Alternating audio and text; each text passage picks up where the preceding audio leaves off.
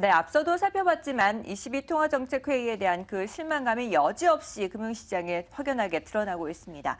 어제 우리 시장 분위기도 썩 좋지는 않았는데요. 오늘 시장까지 또 어떤 영향력이 있을지 함께 체크를 해봐야겠죠? 네, 맞습니다. 미국의 금리 인상에 맞서서 ECB의 부양책이 우리 시장에 좀 도움이 될 수 있다라는 이야기도 있었는데 그 부양책이 생각만큼 그렇게 나온 것 같지는 않습니다. 간밤에 네. 금융시장 분위기부터 일단 확인을 해보면서 ECB 정책에 대해서 앞으로 어떠한 점들을 기대할 수 있는지 짚어보도록 하겠습니다.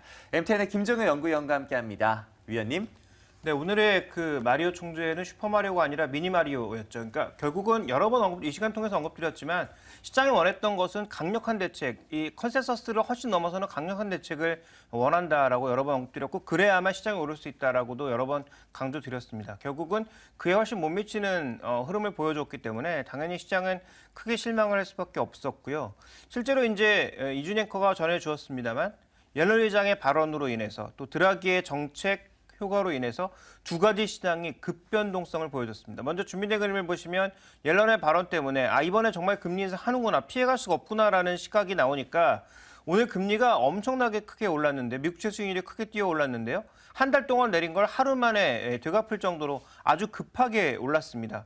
자, 이런 추이를 생각해 보면 결국 시장이 기대했던 금리 인상의 지연 이런 것들이 나타나지 않는 것을 이제 채권 시장에서 아주 정확하게 반영하는 모습이었고요. 전고점이 2.5%까지 단숨에 달려갈 가능성도 배제할 수가 없는 국면입니다. 그다음 살펴봐야 될 것은 유로화죠. 유로화도 지금 차트 흐름을 보시면 환율 차트에서 쉽게 나오기 어려운 그런 흐름입니다. 그만큼 기대가 강했다라는 것이고요. 이번에 뭔가 드라기가 한 건 해주겠지라고 믿었는데 역시 ECB의 결정은 드라기 혼자 하는 게 아니기 때문에 결국은 그 기대가 반대로 나타나면서 금융시장의 변동성이 아주 급하게 확대될 수밖에 없었다라는 점을 살펴볼 필요가 있겠고요. 그러면 달러는 아주 급하게 밀렸느냐? 달러도 이제 밀리긴 밀렸죠. 100선 아래로 내려올 정도로 밀리긴 밀렸는데 밀리는 폭이 제한적이었던 것은 아까 우리가 살펴봤던 대로 금리 인상 가능성이 그만큼 높아지고 있으니까 자연스럽게 달러는 덜 밀리는 양상을 보여주었고요. 엔화는 그럼 어떻게 움직였느냐? 이게 엔달러가 아니라 엔화 자체의 가치를 얘기하는 엔화 인덱스이기 때문에 오르는 것이 가치 상승을 반영하고 있는데요. 유로화가 저렇게 급하게 움직이는 구간에서 달러가 밀려버리니까 엔화도 그만큼 또 밀려 올라가는 효과를 오늘 봤다라고 볼 수가 있겠고요. 상대적으로 우리 입장에서 그나마 좀 고마운 것은 호주 달러나 브라질 헤아라 같은 상품 통화들이 그나마 오늘 강세를 보였다라는 거죠. 그래서 이러한 부분들이 미국 시장에서는 에너지주의 상승으로 연결되진 않았는데요.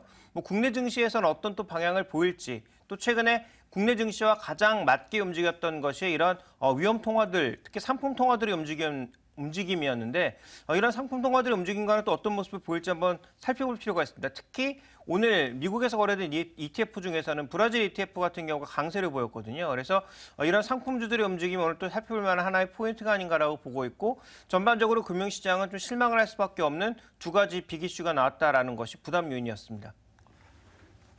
네, 이렇게 시장에 미칠 영향력에 대해서 분석을 해봤습니다. 특히나 국내 증시 중심으로 좀 더 포커스를 맞춰봐야 될 텐데요. 네. 앞으로 분위기는 어떻게 흘러갈까요?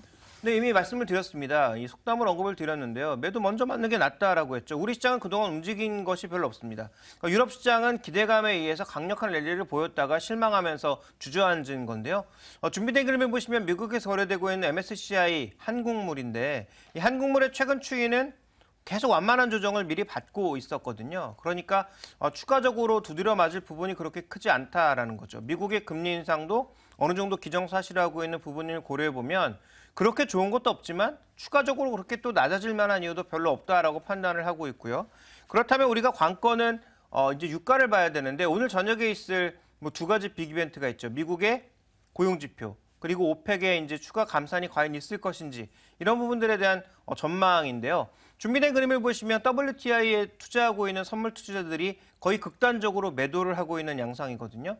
이번 오펙 회의를 통해서 이런 것들이 좀 풀어진다면 달러 강세가 조금 멈추고 유가가 반등하는 구간에서 국내 증시도 어느 정도 좀 좋아질 수 있는 부분이 있기 때문에 앞으로 우리가 이런 부분들을 조금 보자. 그래서 긍정적인 흐름으로 나타나게 된다면 반등할 가능성이 높다. 그러면 오늘의 조정이 나타난다고 하더라도 시초가의 조정을 두려워하기보다는 어느 정도의 매수 관점으로 대응하는 것이 오히려 낫지 않겠느냐라고 판단하고 있고요. 다만 매수한다고 해서 이게 다시 2100선을 넘어가는 강세로 갈 것이냐. 그 가능성은 낮다라고 봐야죠. 그래서 낙폭과대주가 되었든 뭐 이제 대형주가 되었든 상대적으로 매수 기반이 조금 있는 그런 종목군들을 조정 시에 매수를 하되 목표 수익률은 낮게 잡고 투자의 사이클을 조금 짧게 가져가는 것이 단기적으로는 좋은 전략이 될 것이다. 이렇게 보고 있습니다. 네, 알겠습니다. 이렇게 해서 전반적인 우리 시장에 대한 전략을 세워봤는데 그렇다면 우리 시장 안에서의 그 대장주인 삼성전자를 좀 보도록 하겠습니다.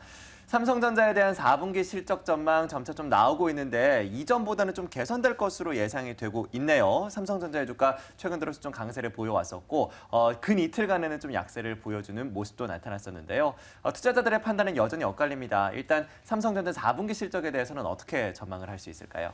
네, 뭐 삼성전자 얘기가 나오면 아마 대부분 분들이 이렇게 생각하시겠죠. 어차피 또 투자에는 장기 매수 아니냐, 뭐 이렇게 생각하실 수 있습니다만, 네, 답은 맞습니다. 결론부터 말씀드리면 장기 매수 의견 맞는데요. 문제 우리가 여기서 살펴봐야 될 게 뭐냐, 어떤 부분들을 핵심적으로 봐야 되느냐, 그것을 좀 말씀드리고 싶습니다. 먼저 준비된 그림을 보시면 삼성전자의 분기별 영업이익 추이 그리고 전망인데요.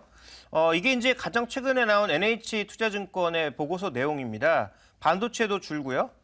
메모리도 전반적으로 다 줄고, 그다음에 시스템 LSI는 조금 늘고, 그다음에 디스플레이도 줄어들고, IM 부분도 뭐 거의 쏘쏘라고 봐야 될 것 같고요. 그다음에 CE 부분, 즉 가전 부분도 전반적으로 조금 늘어나긴 하는데 늘어나는 폭 자체가 워낙 줄어드는 것에 비해서 크지 않으니까 전체 금액은 1조가량 줄어드는 거죠. 근데 이게 컨센서스보다 높은 상황입니다. 그러니까 삼성전자에 대한 그동안 컨센서스, 4분기 컨센서스가 너무 좀 급하게 조정된 부분이 있다. 그래서 NH투자증권 보고서의 내용 핵심은 그래도 어느 정도 좀 개선된다. 그러니까 기존에 아주 낮았던 컨센서스 대비해서는 개선된다라는 것이 핵심 포인트고요.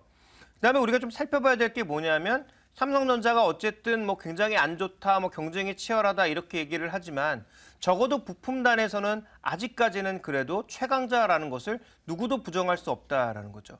그래서 칭화윤희가 마이크론의 샌디스까지 인수를 해도 SSD라고 하는 부품만 살펴봤을 때도 둘이 합쳐봐야 삼성전자의 절반 정도의 수준이라는 것을 우리가 살펴볼 필요가 있는 겁니다. 물론 장기적으로 보게 되면 분명히 부담이 있지만 단기적으로는 칭화윤희가 삼성전자를 뺀 나머지 여기저기서 떨거지들까지 다 끌어모아야 삼성전자 수준밖에 안 된다라는 거죠. 그래서 그러면 뭐 칭화윤희는 얼마나 돈을 써야 될까요? 그래서 그게 단숨에 이루어질 수 있는 일이 아니거든요. 그러니까 이런 측면을 놓고 봤을 때 부품단에서의 앞으로의 가능성도 충분히 있고 현재 구간에서 실적이 너무 과하게 나타났던 부분들이 어느 정도는 정상화되고 있는 과정이니까 삼성전자에 대한 전반적인 컨센서스는 최소한 나쁘지는 않다라고 보시는 게 좋을 것 같고요. 또한 반도체 시장에 최근 M&A가 적극적으로 이루어지면서 나타나고 있는 현상이 뭡니까? 결국은 비용을 최대한 낮추고 효율화시키는 것이거든요. 그런 측면에서 놓고 봤을 때 하드웨어의 효율화 측면, 영업이익률을 끌어올리는 측면, 전반적인 포트폴리오의 배분 이런 것들이 또 가장 최강자라고 볼 수 있다는 측면에서 뭐 삼성전자에 대해서는 뭐 여전히 좀 긍정적인 의견을 말씀드릴 수밖에 없다. 이렇게 말씀드리겠습니다. 네, 4분기 실적 둔화세는 불가피할 것으로 보입니다만 시장 컨센서스에 비해서는 양호할 것으로 예상되고 있습니다. 자, 그렇다면 삼성전자에 대한 투자 전략은 어떻게 가져가야 될까요? 네, 실적 전망이 뭐 맞고 틀리고는 그다지 중요하지 않다라고 보고 있고요. 어차피 큰 바운더리 내에서 한 7조에서 5조 정도 사이를 벗어나는 것은 아니니까 그런 추이를 놓고 본다면 삼성전자의 핵심은 준비된 그림에서 보시는 것처럼 싸다라는 거죠.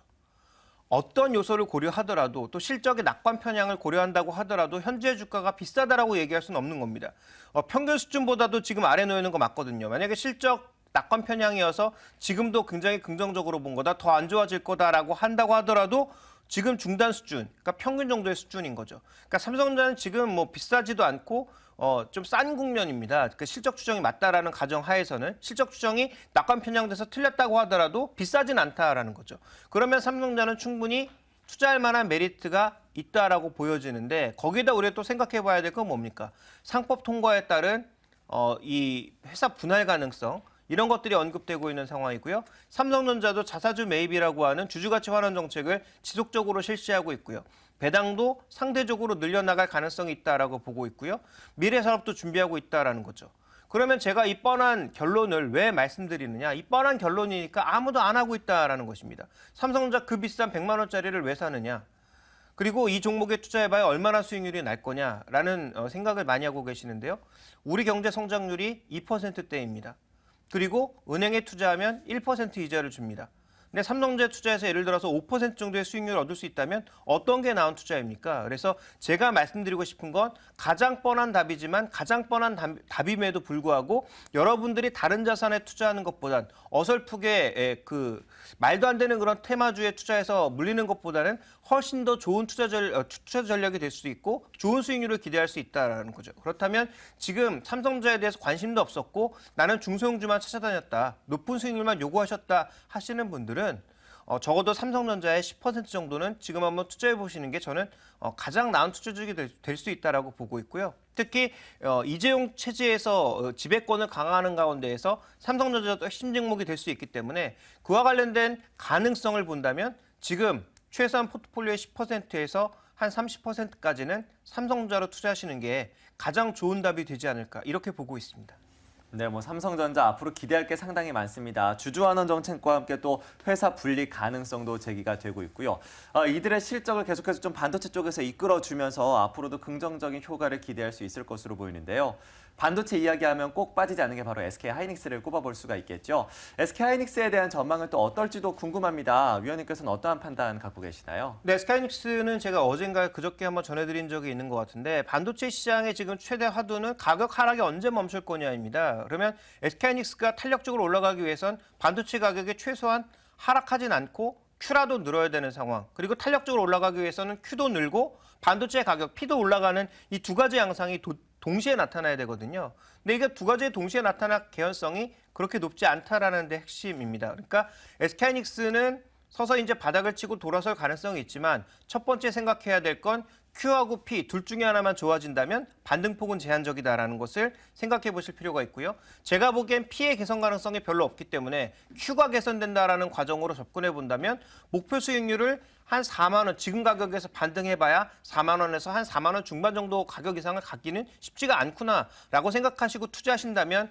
지금부터 분할 매수는 가능하다라고 보고 있으나 과거처럼 아주 뭐 탄력적인 반등, 현재 가격대에서 한 2배가량 올라가지 않을까라는 그런 믿음은 제가 보기엔 좀 포기하시는 게 좋을 것 같고요. 또 하나 이제 앞으로 우리가 가장 주목해 볼 만한 이슈는 과연 중국이 얼마만큼의 SK하이닉스에 투자할 수 있느냐 이 부분이 될 것 같은데요.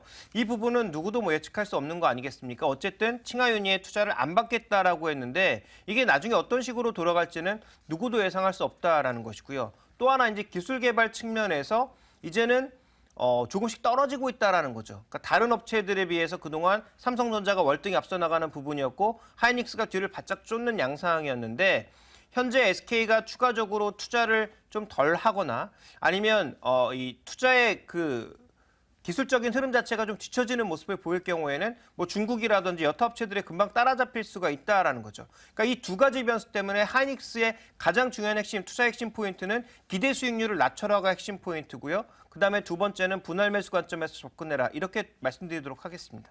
네, SK하이닉스에 대해서는 두 가지 체크 포인트를 제시해 주셨습니다. 일단 반도체의 가격이나 혹은 반도체의 그 판매량이 늘어나는지 여부를 주목해 보자라는 이야기 해주셨고요.